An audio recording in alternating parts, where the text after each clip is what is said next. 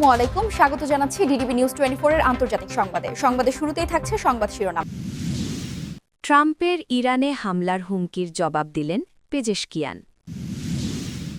সিরিয়ার শহরে শহরে ছড়িয়ে পড়েছে সংঘর্ষ, আইনশৃঙ্খলা বাহিনীর সঙ্গে সংঘাতে আলাউইত সম্প্রদায়। সোমালিয়ায় তীব্র ইসরায়েল বিরোধী বিক্ষোভ, ইসরায়েল বিরোধী বিক্ষোভে উত্তাল হয়ে উঠেছে সুদান। ভারত ও পাকিস্তানের মধ্যে 2026 সালে যুদ্ধ বাঁধতে পারে, মার্কিন পর্যবেক্ষক সংস্থার হুঁশিয়ারি। সৌদির আল্টিমেটামের পর ইয়েমেন থেকে সেনা প্রত্যাহারের সিদ্ধান্ত আরব আমিরাতের। অপারেশন হকিয়ে সিরিয়ায় 9 দিনে নিহত 7, গ্রেপ্তার 18 আইএস সদস্য। এতক্ষণ শুনছিলেন সংবাদ শিরোনাম, এখন থাকছে বিস্তারিত। ট্রাম্পের ইরানে হামলার হুমকির জবাব দিলেন পেজেশকিয়ান। মার্কিন প্রেসিডেন্ট ডোনাল্ড ট্রাম্পের হামলার হুমকির প্রতিক্রিয়া জানিয়েছে ইরান। বলেছে, যুক্তরাষ্ট্র যদি নতুন করে আগ্রাসন চালায়, ইরান তার কঠোর জবাব দেবে। খবর আল জাজিরার। সোমবার 29 ডিসেম্বর ফ্লোরিডার মার-এ-লাগো রিসর্টে ইসরায়েলের প্রধানমন্ত্রী বেনিয়ামিন নেতানিয়াহুর সঙ্গে বৈঠকের পর সংবাদ সম্মেলনে ইরানে নতুন করে হামলার হুমকি দেন ট্রাম্প। বলেন, ইরান যদি আবারও ব্যালিস্টিক ক্ষেপণাস্ত্র বা পারমাণবিক কর্মসূচি শুরুর চেষ্টা করে, তাহলে দেশটিতে নতুন করে বড় ধরনের সামরিক হামলা চালানো হবে। ট্রাম্প বলেছেন যে তেহরান যদি দূরপল্লার অস্ত্র তৈরি অব্যাহত রাখে, তাহলে তিনি ইরানের পারমাণবিক কর্মসূচিতে অবিলম্বে এবং এর মিসাইল স্থাপনাগুলোতে ইসরায়েলি হামলাকে সমর্থন করবেন। একদিনেরও কম সময়ের মধ্যে ট্রাম্পের হুমকির জবাব দিল তেহরান। ইরানের প্রেসিডেন্ট মাসুদ পেজেশকিয়ান মঙ্গলবার 30 ডিসেম্বর একটি এক্স বার্তায় হুঁশিয়ারি দিয়ে বলেন, যে কোনো আগ্রাসনের জবাবে ইরানের প্রতিক্রিয়া হবে কঠোর ও অনুশোচনাপ্রদ। পরমাণু ইস্যুতে পরোক্ষ আলোচনার মধ্যে চলতি বছরের 13 জুন বিনা উস্কানিতে ইরানের বিরুদ্ধে আগ্রাসন শুরু করে ইসরায়েল।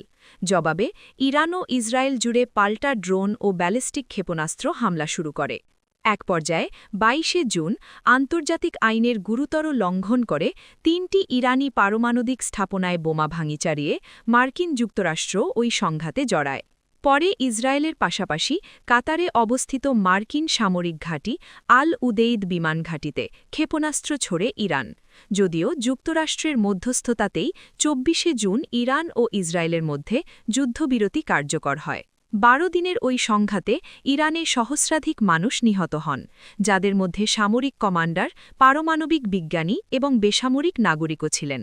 অন্যদিকে ইরানের ড্রোন ও ব্যালিস্টিক ক্ষেপণাস্ত্র হামলায় ইসরায়েলেও ব্যাপক ক্ষয়ক্ষতি ও হতাহতের ঘটনা ঘটে এবং 28 জন নিহত হন। সিরিয়ার শহরে শহরে ছড়িয়ে পড়েছে সংঘর্ষ, আইনশৃঙ্খলা বাহিনীর সঙ্গে সংঘাতে আলাউইত সম্প্রদায়। সিরিয়ার বিভিন্ন শহরে দেশটির নিরাপত্তা বাহিনীর সঙ্গে ক্ষমতাচ্যুত সাবেক প্রেসিডেন্ট বাশার আল আসাদপন্থী আলাউইত সম্প্রদায়ের সদস্যদের সংঘাত ছড়িয়ে পড়েছে। গত রোববার আইনশৃঙ্খলা রক্ষাকারী বাহিনীর সঙ্গে শিয়া মতাবলম্বী আলাউইত সম্প্রদায়ের সদস্যদের সংঘর্ষে এখনও পর্যন্ত অন্তত 3 জন নিহত ও 60 জনের বেশি আহত হয়েছেন। আল জাজিরার একটি প্রতিবেদনে এ তথ্য দেওয়া হয়েছে। প্রতিবেদনে বলা হয়েছে, সিরিয়ার লাতাকিয়া, তার্তুস, জাবলেহ সহ দেশটির বিভিন্ন শহরে আলাউইত সম্প্রদায়ের সদস্যদের বিক্ষোভের সময় ব্যাপক সংঘর্ষ হয়েছে। এতে নিরাপত্তা বাহিনীর একজন সদস্যসহ কয়েকজন নিহত হয়েছেন এবং কয়েক ডজন মানুষ আহত হয়েছেন। সিরিয়ার হোমস শহরে একটি মসজিদে বোমা হামলায় 8 জনের প্রাণহানির ঘটনার দুদিন পর দেশটির উপকূলীয় ও মধ্য অঞ্চলের বিভিন্ন এলাকায় শত শত আলাউইত সিরীয় রোববার রাস্তায় নেমে বিক্ষোভ করেন। ক্ষমতাচ্যুত প্রেসিডেন্ট বাশার আল আসাদের সশস্ত্র বাহিনী থেকে আটক কর্মকর্তাদের মুক্তি এবং চাকরিতে পুনর্বাহানের দাবিতে পার্তুস ও লাতাকিয়ায় শত শত মানুষ বিক্ষোভ করেছেন। আল জাজিরার একটি প্রতিবেদক ঘটনাস্থল থেকে জানিয়েছেন, লাতাকিয়ার আজহারি গোলচাত্তরে নিরাপত্তা বাহিনীকে লক্ষ্য করে গুলি করা হয়েছে। পাশাপাশি তার্তুসে বানিয়াসের আল আনাজা পুলিশ স্টেশনে অজ্ঞাত হামলাবাড়িরা হাত বোমা নিক্ষেপ করেছে। এতে সেনাবাহিনীর 2 সদস্য আহত হয়েছেন। তবে বিক্ষোভকারীদের ওপর গুলি চালানোর বিষয়টি নিশ্চিত করেনি সিরীয় কর্তৃপক্ষ। তারা বলেছে, পরিস্থিতি নিয়ন্ত্রণে রয়েছে। এদিকে মসজিদে হামলার পর দেশজুড়ে বিক্ষোভের ডাক দেন প্রবাসে বসবাসরত আলাউইত ইসলামিক কাউন্সিলের প্রধান গাজাল। সরকার বিরোধী এসব বিক্ষোভে নিরাপত্তা বাহিনীর ব্যাপক উপস্থিতির মধ্যে ফেডারেল শাসন ব্যবস্থার দাবিতে বিভিন্ন ধরনের স্লোগান দিয়েছেন বিক্ষোভকারীরা। এ সময় তাদের হাতে গাজালের ছবি ও তার প্রতি সমর্থন জানিয়ে লেখা ব্যানার দেখা যায়। প্লাকার্ডে সাম্প্রদায়িক বক্তব্য বন্ধের দাবিও জানানো হয়। হাদিল সালহা নামে এক নারী বলেন, আমাদের প্রথম দাবি রক্তপাত বন্ধ করার জন্য শীঘ্রই ফেডারেল ব্যবস্থা চালু করা, কারণ আলাউইদদের রক্ত সস্তা নয়, সাধারণ সিরীয়দের রক্তও সস্তা নয়। আমরা আলাউইদ বলেই আমাদের হত্যা করা হচ্ছে। গত বছরের ডিসেম্বরে বিদ্রোহীদের সশস্ত্র অভিযানের মুখে পতন ঘটে সিরিয়ার সাবেক প্রেসিডেন্ট বাশার আল আসাদ নেতৃত্বাধীন সরকারের। আসাদের পতনের মধ্যে দিয়ে সিরিয়ায় ১৪ বছর ধরে চলা যুদ্ধেরও অবসান ঘটে। তবে তারপর থেকেই দেশটিতে একাধিক সাম্প্রদায়িক সংঘর্ষের ঘটনা ঘটেছে। সোমালিয়ায় তীব্র ইসরায়েল বিরোধী বিক্ষোভ। ইসরায়েল বিরোধী বিক্ষোভে উত্তাল হয়ে উঠেছে সুদান। সোমালিল্যান্ডকে স্বীকৃতি দেওয়ার ঘোষণার পরই ইসরায়েল বিরোধী বিক্ষোভে উত্তাল হয়ে উঠেছে সুদান। মঙ্গলবার দেশটির রাজধানী মোগাডিসু সহ প্রধান শহরগুলোতে হাজার হাজার মানুষ রাস্তায় নেমে এই সিদ্ধান্তের প্রতিবাদ জানান। বিক্ষোভকারীরা এই পদক্ষেপকে সোমালিয়ার জাতীয় সার্বভৌমত্ব ও আন্তর্জাতিক আইনের চরম লঙ্ঘন বলে অভিহিত করেছেন। রাজধানী মোগাডিসুর স্টেডিয়ামে আয়োজিত বিশাল সমাবেশে জড়ো হন ধর্মীয় নেতা, বুদ্ধিজীবী ও সাধারণ ছাত্ররা। সেখান থেকে বক্তারা অভিযোগ করেন, ইসরায়েল সোমালিয়ার অভ্যন্তরীণ ঐক্য নষ্ট করে দেশটিকে অস্থিতিশীল করার চেষ্টা করছে। অনেক বক্তা ফিলিস্তিনিদের ওপর ইসরায়েলের আগ্রাসনের প্রসঙ্গ টেনে সোমালিয়ার ক্ষেত্রেও একই ধরনের বিভাজন সৃষ্টির অপচেষ্টার নিন্দা করেন। শুধু মোগাডিসু নয়, বাইদোবা, হোবিও, হুদুর এবং লাস আনোদের মতো শহরেও বিক্ষোভের আগুন ছড়িয়ে পড়ে। হাতে জাতীয় পতাকা ও ঐক্যবদ্ধ স্লোগান সম্বলিত ব্যানার নিয়ে সাধারণ মানুষ বৈদেশিক হস্তক্ষেপ বন্ধের দাবি জানান।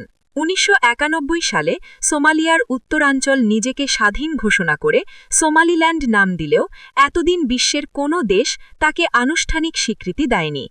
ইসরায়েলের এই স্বীকৃতিকে সোমালিয়া গভর্নমেন্ট অবৈধ ও উত্তপ্রণীজিত বলে আখ্যা দিয়েছে। তুরস্ক সহ বিশ্বের বিভিন্ন দেশ ও আন্তর্জাতিক সংস্থা ইতিমধ্যে সোমালিয়ার অখণ্ডতার প্রতি সমর্থন জানিয়ে ইসরায়েলের এই পদক্ষেপের সমালোচনা করেছে। মোগাডিসু প্রশাসন সাফ জানিয়ে দিয়েছে, সোমালিল্যান্ড তাদের অবিচ্ছেদ্য অংশ এবং এ ধরনের একপারফাদ সিদ্ধান্ত আঞ্চলিক স্থিতিশীলতার জন্য বড় হুমকি হয়ে দাঁড়াবে। ভারত ও পাকিস্তানের মধ্যে ২০২৬ সালে যুদ্ধ বাঁধতে পারে মার্কিন পর্যবেক্ষক সংস্থার হুঁশিয়ারি। সন্ত্রাসী কার্যকলাপ বৃদ্ধি পাওয়ায় আগামী বছর ভারত ও পাকিস্তানের মধ্যে সশস্ত্র যুদ্ধ বাঁধতে পারে বলে হুঁশিয়ারি দিয়েছে যুক্তরাষ্ট্রের পর্যবেক্ষক সংস্থা the council on foreign relations. তারা মার্কিন নাগরিকের ওপর জরিপ চালিয়ে থাকে।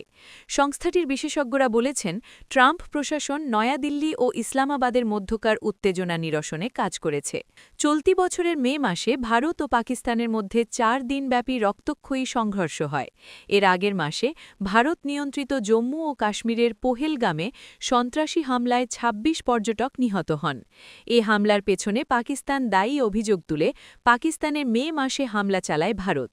এর জবাবে পাকিস্তানও পাল্টা হামলা চালায়। ভারতীয় সেনাবাহিনী ৭ মে ভোরে পাকিস্তানের বিভিন্ন জায়গায় প্রথমে মিসাইল ছোড়ে। এরপর পাকিস্তান পাল্টা হামলা চালিয়ে ভারতের একাধিক যুদ্ধবিমান ভূপাতিত করে, যার মধ্যে ফ্রান্সের তৈরি সর্বাধুনিক রাফায়েল যুদ্ধবিমানও ছিল। ৪ দিনের যুদ্ধের পর যুক্তরাষ্ট্রের প্রেসিডেন্ট ডোনাল্ড ট্রাম্পের মধ্যস্থতায় এ যুদ্ধ থামে, যদিও ভারত ট্রাম্পের অবদানের কথা স্বীকার করে না। ভারত ও পাকিস্তানের মধ্যে এখনও উত্তেজনা বিরাজমান।